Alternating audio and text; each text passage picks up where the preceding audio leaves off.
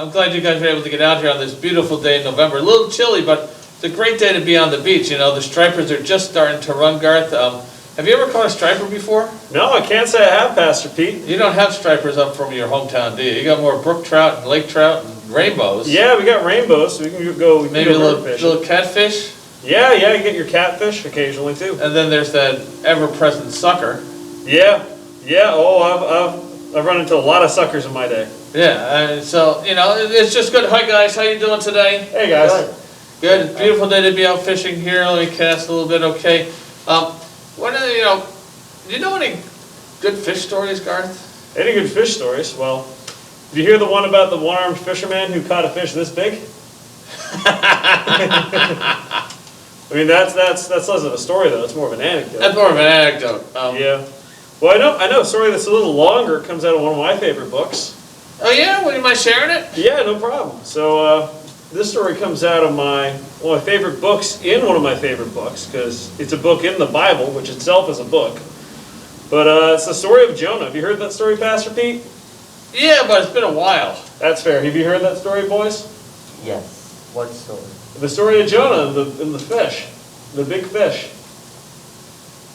Yeah? Alright, well, I suppose I will tell it again. He fishes for bait? No, Jonah doesn't go fishing. He is the bait, though.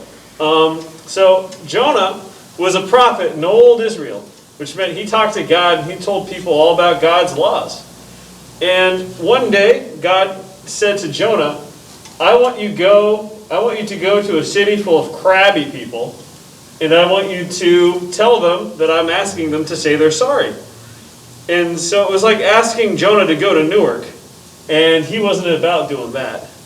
So Jonah, instead of going all the way up to the city, which was called Nineveh, to talk to the crabby people, Jonah said, nah, I'm going to go for a boat ride instead, in the opposite direction. So it's like saying Jonah had to go to New York City or Jersey City.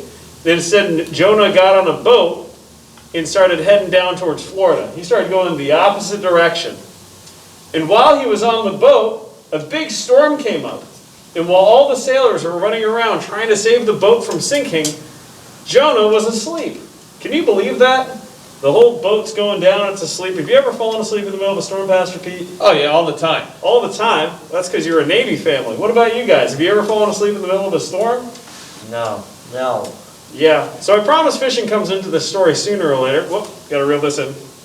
Nope, just a boot, never mind. Anyway, so, where was I? Yes, there was a big storm, and Jonah was asleep. So the captain of the ship got very upset, as you can imagine he would, and went down and said, Jonah, what the heck are you doing? We're all fighting for our lives up here. And so he kicked Jonah in the derriere and got him up on deck. And Jonah was helping out half-heartedly. And then after a while, the sailors realized, this isn't an ordinary storm. This storm is so big that God must be sending it. So God must be angry at us. So they all tried to figure out who on earth God would be angry at. So they drew straws. You know what that is? I know what straws are. Yeah, so it's like, so they drew straws, and the one with the shortest straw they decided would be the one that God was angry with. And lo and behold, Jonah drew the short straw because God was indeed angry at Jonah. That's why he sent the storm. And so Jonah told them, look, I have sinned against God. Throw me off the boat and you guys will be saved. And does that sound like a good idea, Pastor Pete, getting thrown off a boat? Not if you're the one being thrown. No, exactly not. Yeah. And so the sailors are like, that's a terrible idea. We're not throwing you off the boat even if God is angry at you. And so they continued to try to save the ship, but things were not looking good. And they were beginning to take on water despite them throwing things overboard. No people yet. But finally Jonah said, no, throw me overboard. It will be okay. So the sailors said their prayers, said, okay, Jonah, you asked for this. And they threw him overboard. Did he have a personal flotation device? That's a really good question, Pastor Pete. I don't think he did. Because, guess what happened when he got thrown off the boat, guys? What? He got eaten by a whale? He got eaten by a big fish. Jonah. So as soon as he fell off the boat, the storm died down and he was floating in the water and the water was clear and the sun came out of nowhere. And all the sailors said, praise God. And then before they could get Jonah back in the boat, a big fish came out and swallowed Jonah whole and then went underneath the water. That must have smelled really bad. So, you would think that Jonah would be a goner by now, right? Oh yeah. Yeah. I mean, I don't know anyone who's ever gotten eaten by a fish and survived. But anyhow, so Jonah was in the belly of the whale. And when he was in the belly of the whale, or the big fish, rather, that was swimming around, Jonah was covered in seaweed, and he smelled bad, his food and his clothes were falling off because the belly was all acidic. And he said, God, I know I've hurt your feelings and I've sinned against you by not doing what you asked me to do. You told me to go to Nineveh, and I didn't. And even though Jonah was all the way underwater, in the belly of a great fish, God heard his prayers and forgave Jonah. So do you know what happened next? The whale spit him out. The whale spat him out. The whale went up towards the shoreline and then threw up Jonah. Ugh. Ugh. Yeah. He threw him up with like the fish and all the seaweed and everything else he'd been eating, and spit him up onto the beach. But Jonah was fine, and so was the big fish. Honestly, it probably had better digestion after that. So can't imagine trying to digest a whole Jonah. But anyway, and so Jonah then decided to go do what God had asked him to do, and that's the end of the fish part of the story. So he went to Nineveh. He did. He went to Nineveh. And he went and he told the people that God loved them and that God was asking them to say they were sorry. And after preaching for only one day, the entire city. Because I heard the city was so big that it would take 3 days to walk across it. It would. It was larger. The city was like the size of Newark and New York City and Jersey City all put together. And Jonah walked into one neighborhood and he told them, you have to repent. And then the entire city repented. Pretty incredible, huh? Yes. Yeah. So that's the only good fish story I know. That's a really good fish story. Hang on here, I think I got something. Oh, you do? Oh no, it got away. No, yeah. All caught now. How you doing, guys? Good. I haven't caught any fish yet. Not yet. Well, we keep trying. You know, if you catch fish every time you went out fishing, you know what they would call it? What? Catching. Yeah. Good point. And thank you, everybody. Have a happy Thanksgiving. And we'll see you next Sunday. See you next Sunday, everyone. Bye. Bye.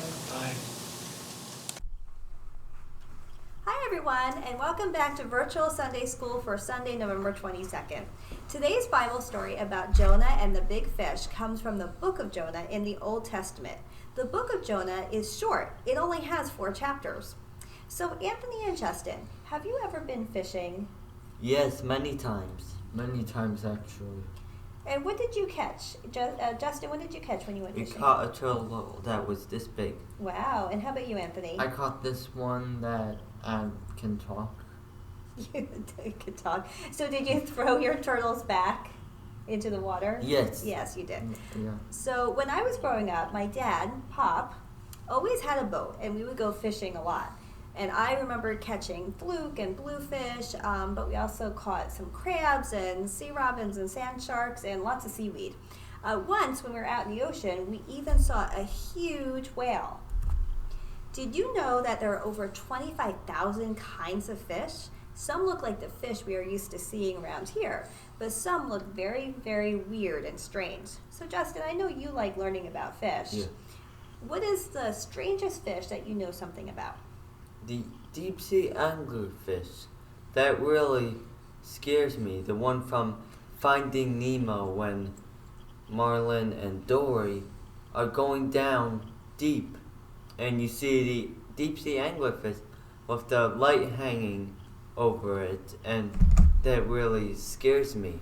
Yeah, it has big, giant, big sharp teeth too, right? Yeah. I think if I saw that fish, I would probably hide. What do you think? Would you hide? Yeah. Yeah? And would you maybe swim away? Yeah, I'd swim away Yeah. so I'd get out of this situation. That's a Yeah. good idea. Yeah. So much of Jonah's story takes place in and around the ocean. And since we live close to the Atlantic Ocean, I'm guessing that mostly everybody out there, and I know you, have gone swimming in the ocean. But I'm guessing that none of us have ever seen some of those strange and sometimes beautiful sea creatures. We're going to look at a couple of them right now.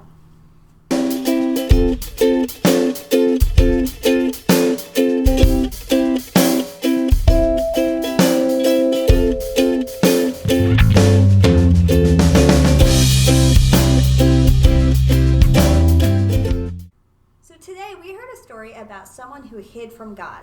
The man's name was Jonah, and he didn't stay hidden for long. Guess who found him? A fish. But it wasn't a little fish. It was a big, big fish. And you just heard the whole amazing story from Pastor, Vicar Garth, Anthony, and Justin a little earlier. But let's watch this video that retells today's story. Stories of the Bible. Jonah. This is Jonah. Jonah was a prophet. That means it was his job to tell people what God told him to say. Yep. One day, God told Jonah to go to Nineveh because the people of Nineveh were doing bad things. But instead, Jonah ran away. Where are you, please? And went to the port to board a ship going the other way. He was hoping to get away from God. He sailed for a place called Tarshish. While he was at sea, God sent a great and powerful wind over the sea that caused a storm that seemed like it would break the ship apart. Fearing for their lives, the sailors tried everything they could think of to save the ship. Meanwhile, Jonah was sound asleep, so the captain went down and said, "How can you sleep at a time like this? Get up and pray to your God. Maybe he will help us." Then the crew figured out that Jonah was the reason for the storm, and they asked him, "Who are you? Why is this happening to us?" Jonah told them who he was and that he worshipped the one true God who made the sea. Then he told the sailors to throw him in the sea so the storm would stop. No, why? The sailors still tried to escape the storm, but it was no use. So they asked God for forgiveness and threw Jonah into the sea. The storm stopped at once. Whoa! The sailors were amazed at God's power and they vowed to serve him. Now God sent a great fish to swallow Jonah, Great. and Jonah was inside the fish for 3 days and nights.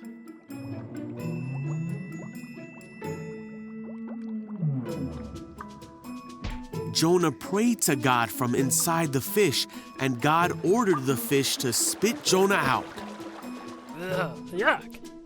God told Jonah again to go to the city of Nineveh to tell them what God had said about them. I get it. This time, Jonah obeyed God and went to Nineveh to deliver God's message.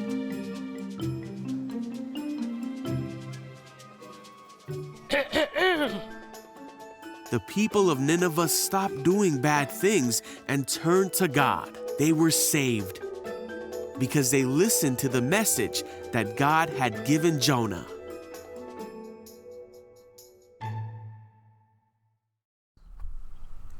Well, as you heard, God had a job for Jonah to do, but Jonah wasn't very excited about it.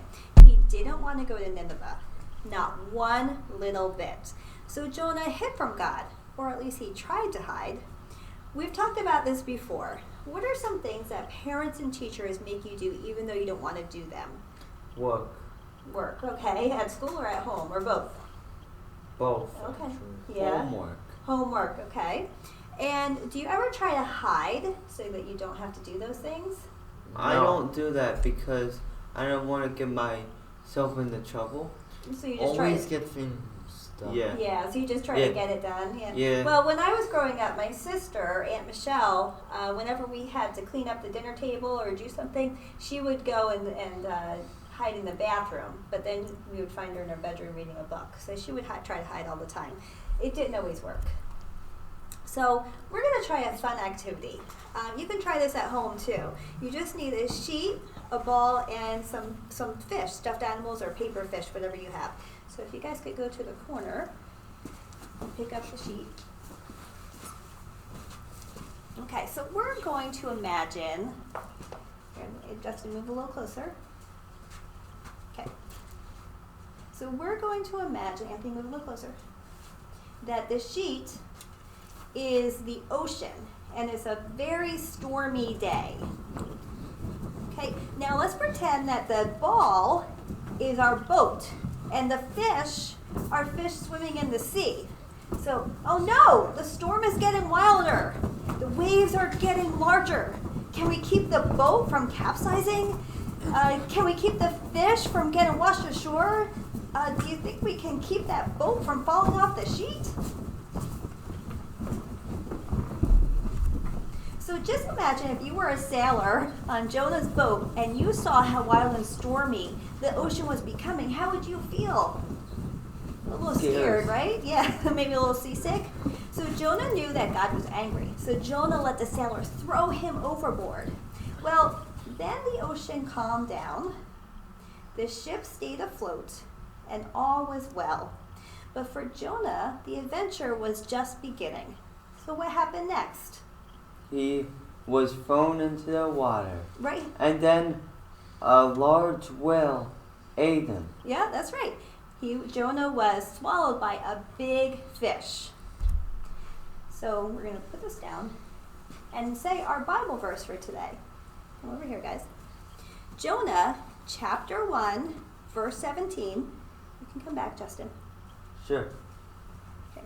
Jonah, chapter 1, verse 17 says, "But the Lord provided a large fish to swallow up Jonah. And Jonah was in the belly of the fish for 3 days and 3 nights." So let's add our actions to the Bible verse. Go ahead and follow along at home. Okay. But the Lord provided a large fish to swallow up Jonah. And Jonah was in the belly of the fish for 3 days and 3 nights.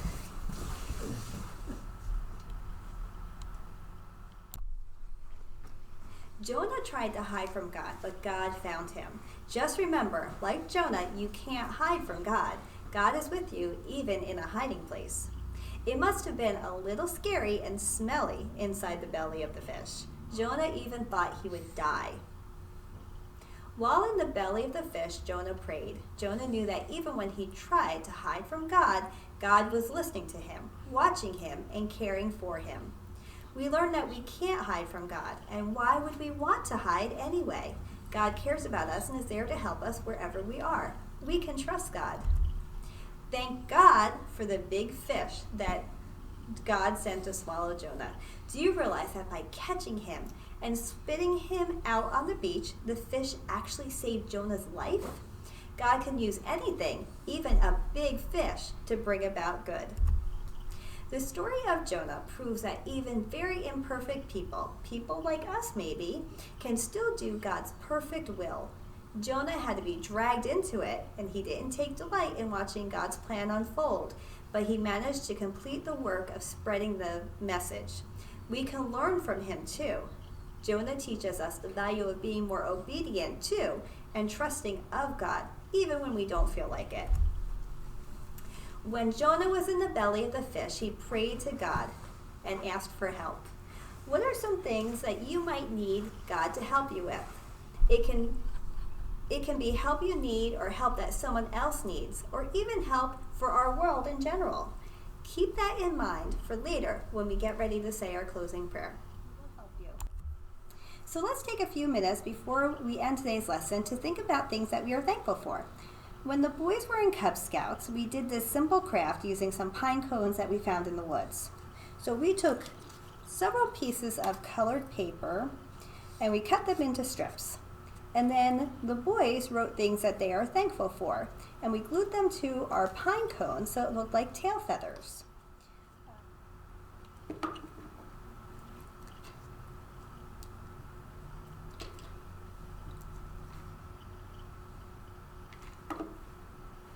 And you can put whatever things you're thankful for on your turkey. This I just had a little tissue paper that I crumpled up for the beak on this one.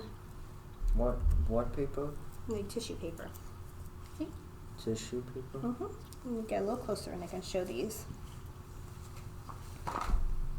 And that's what our thankful turkeys look like. So send me a picture of your thankful turkey and I will make sure to put them on our bulletin board. We actually save these and we take them out every year so that we can always remember what we are thankful for. One other thing that I'm thankful for is the gift of music, especially at this time of year as we prepare for Christmas. So please listen to the video message from Mrs. DiPolito about a special musical project that she needs your help with for Christmas Eve. And tell your parents to watch their email for directions on how you can help. Hi everybody. It's been such a long time since I've seen you. I hope everybody is doing well. I really miss seeing you here at church. But I've decided that we need to learn a song for Christmas. And in the end, we're going to have this all recorded. I'm going to get your parents to video you and send it to me so that we can make a Sunday school presentation for the church on Christmas Eve. The song that we're going to be working on is called Go Tell It on the Mountain. And it sounds like this. You may recognize it. It goes, go tell it on the mountain, over the hills and everywhere. Go tell it on the mountain that Jesus Christ is born. Now, I want to teach you the words. I'm going to say a word or two, and I want you to say it back to me. Okay, say go. Go. Tell it. Tell it. On the mountain. On the mountain. Over the hills. Over the hills. And everywhere. And everywhere.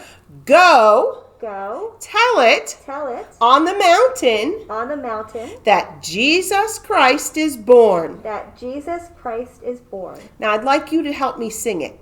Okay, here we go. Ready?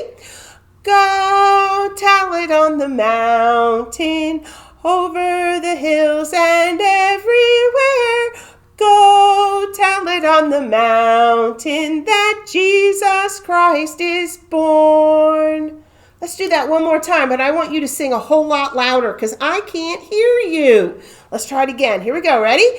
Go tell it on the mountain, over the hills and everywhere. Go tell it on the mountain that Jesus Christ is born. Now, in just a minute, I'm going to play some music, and we're going to sing along with that.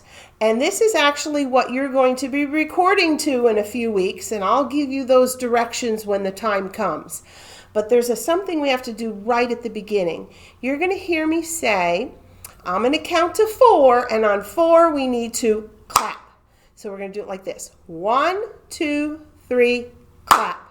And this is setting me up to start the recording for when all of you send your videos in to me. So if I can have some music there.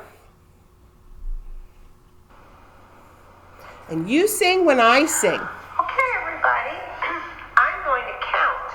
And when I get to the number 4, I want you to clap. Let's practice. Here I go. 1, 2, 3, 4.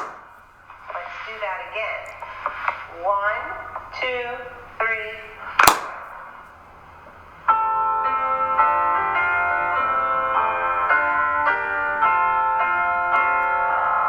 Here we go, let's sing. Go tell it on the mountain, over the hills and everywhere. Go tell it on the mountain that Jesus Christ is born. Now listen. While shepherds gather watching for silent flocks by night, behold throughout the heavens there shone a holy light. Here we go. Go tell it on the mountain, over the hills and everywhere. Go tell it on the mountain that Jesus Christ is born. Listen. Down in a lonely manger, like humble Christ was born, and brought us God's salvation, that blessed Christmas morn. Go tell it on the mountain, over the hills and everywhere. Go tell it on the mountain that Jesus Christ is born. That Jesus